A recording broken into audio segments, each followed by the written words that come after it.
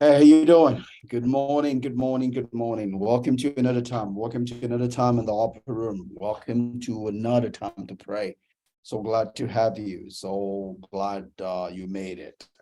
Um, it's a time to pray, and we've been on Daniel chapter 10, verse 2 to 3, which is a Daniel's fast, and we've been using that to just share with ourselves some thoughts around the Lenten season. This is the eighth day of the Lenten season, of 40 days of the Lenten season. That's 1/5 of the season gone. We have 4/5 of it to go, and we're looking at godly sorrow, and looking at fasting being godly sorrow.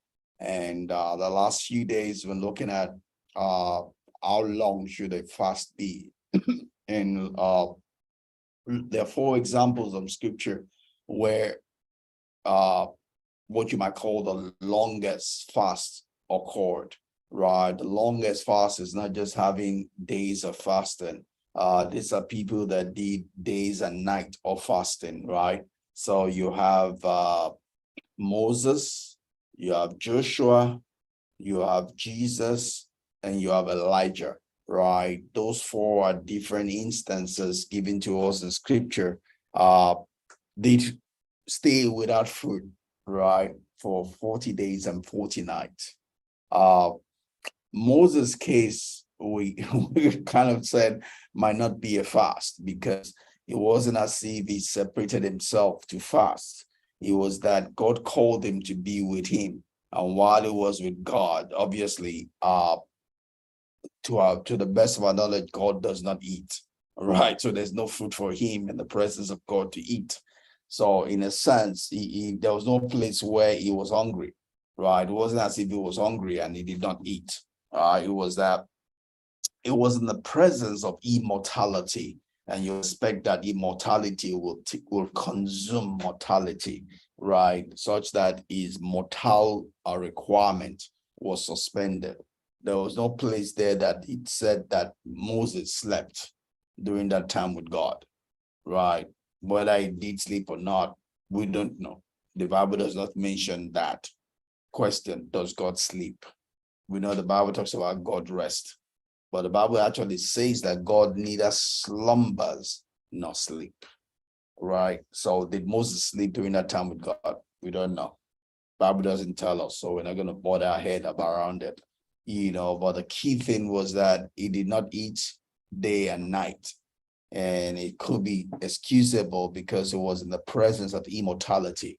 So maybe his mortality was suspended for that period, because when we look at the health data, it tells us that a person can only survive without water for a maximum of 7 days, right? Actually, for some people, the maximum is 3. So anywhere between 3 to 7 days is the maximum, depending on pre-existing conditions of the person's health, the person's structure, body requirement for water, all of that. A person can only live a maximum of 3 to 7 days without water, right? So if you're talking about someone who is fasting both food and water day and night, the real maximum, right, is 3 to 7 days. So when we look at these four people, we're asking ourselves what was different concerning them, right?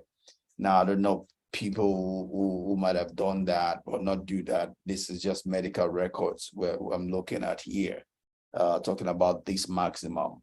I know someone recently, I read in the news a few days ago, tried to do the 40 days and 40 nights. He didn't survive. It was fatal. He passed on from that, right? So, and that probably brings us the importance of, you know, uh, looking at what are the boundary conditions. God does not excuse us from the boundary conditions he has set, right? Except in special cases where it is suspended just for a time, right? For a time, right? Not forever, right? we'll continue. Let's go. Thanks for praying, and we're just sharing in the morning talking about what makes for a fast. This is the longevity of it, or the content of it. And we looked at the fact that only in 4 cases do we see people fasting 40 days and 40 nights. However, Daniel's fast was not the night, it was just during the day, but his was also for a period of 3 weeks, 21 days. Why? Uh, yeah, people can go without food for 3 to 4 months, right? But not without water. And even when you're going that long without food, uh, you need to be careful of your health, uh, especially if you have pre-existing conditions. It's good to see to your doctor or seek guidance as to how best to go about it. People are those then being able to not necessarily fast at 6. My present church does till 5 p.m., I guess, to get people ready for the service. There are those that do it until noon, Uh, so you need to find what works for you, because it's not about fasting and dying. It's about fasting and being able to live a quality life after that. It's not that you fast one time and you can't fast again because you've hurt your body.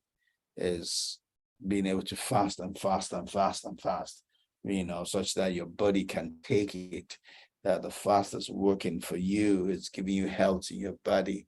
It's bringing healing to you, not destroying yourselves or hurting you. That's important. And I think we've said that over a few days, yeah, in this Lenten season, but that's just because it's important that you take care of this one body that keeps you on the side of eternity. It's not to be too careful. It's not to be scared, not to be worried. It's just about doing the right thing, putting your mind to doing the right thing. That's all we're emphasizing here.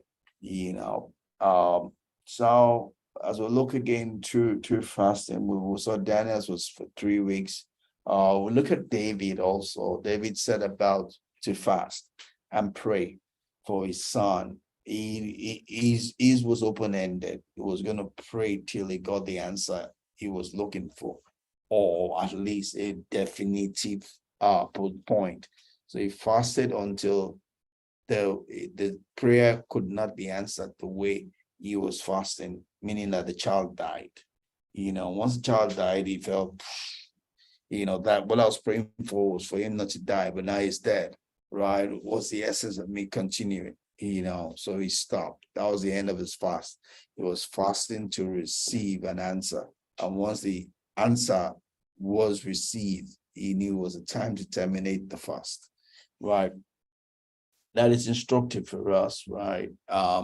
Maybe in sorrowing, if we have like that, then an open-ended fast where we're looking up to God, for something, we need to know where the point is to stop. Right. David's case is a big example, for